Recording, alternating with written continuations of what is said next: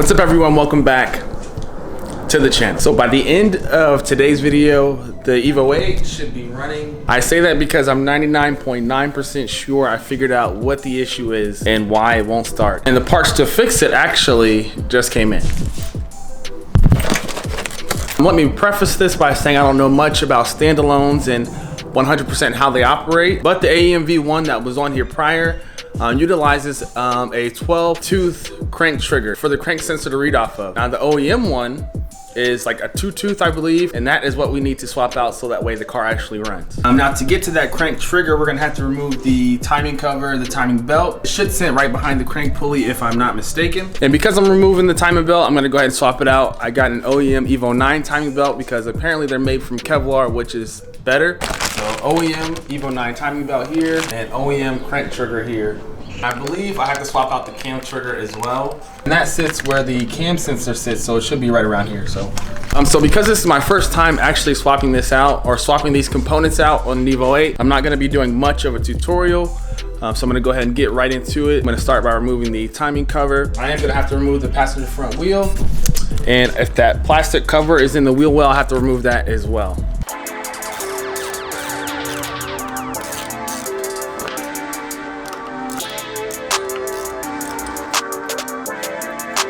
Perfect.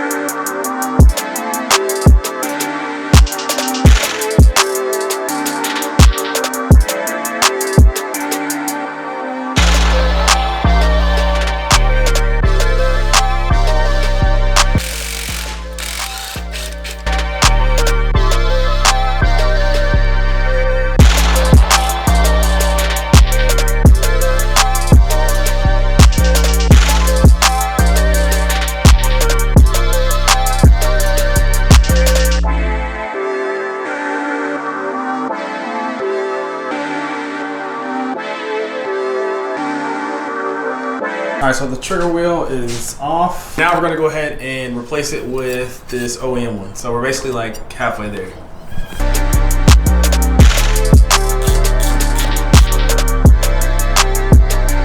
Trying to set the timing without the proper tools is the worst. So I went ahead and borrowed these tools from a local Evo builder. So the timing gear like holder, this is to hold the timing gears in place, and also the tool for the timing belt tension.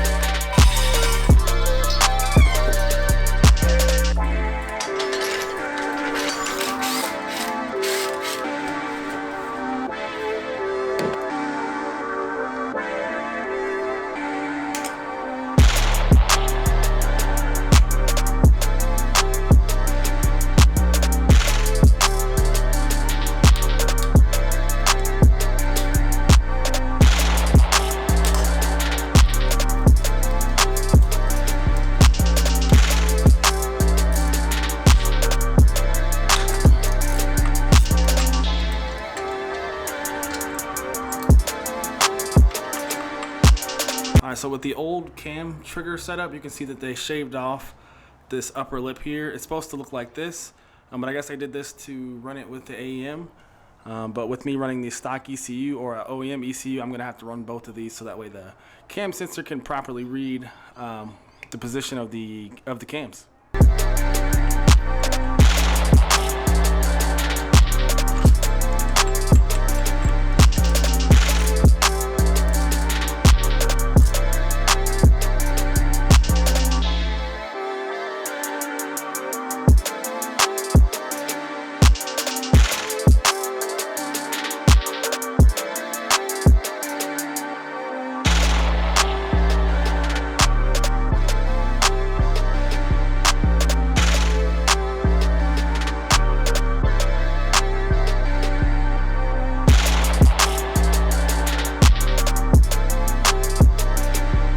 of truth time. Car is back together. Only thing left is to actually try to start it. But hopefully we did everything right. I believe we did to the best of my ability. So fingers crossed that we are good and the car actually runs.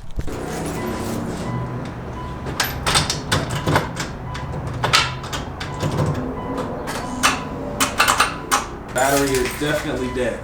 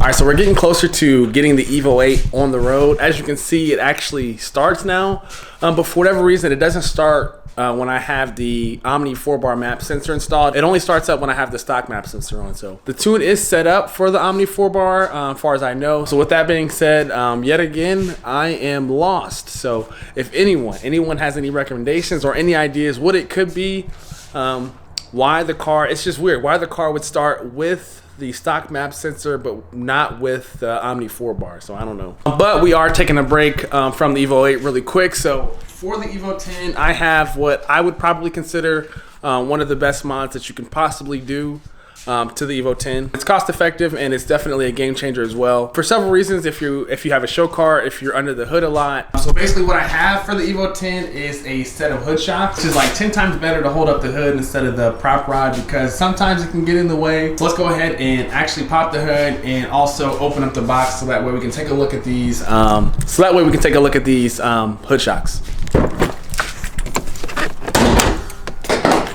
But like I mentioned, so oftentimes when I'm working on the car and when I have the hood up, the prop rod kind of like gets in the way. So it's just at an awkward position, and that's how it is on a lot of factory cars. But some cars actually have from the factory hood shocks. So let's go ahead and get these opened up. I'm definitely going to use the Evo 8 as a table for a sec.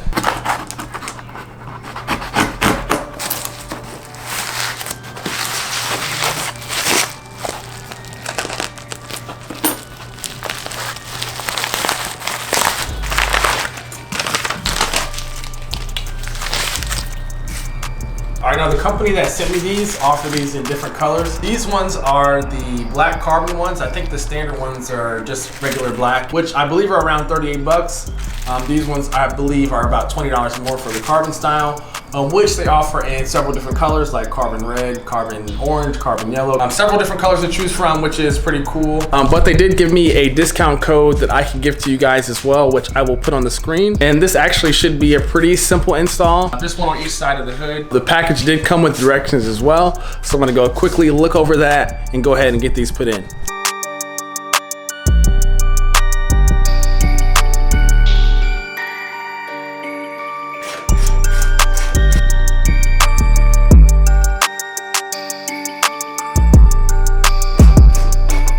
Subscribe and like this video.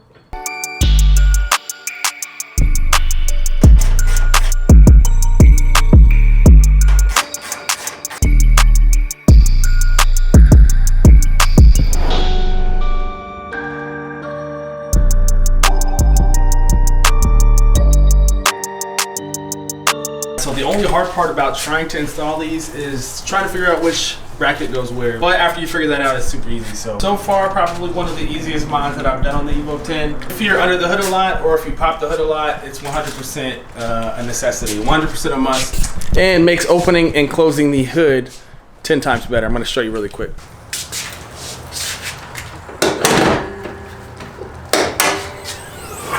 It's magic.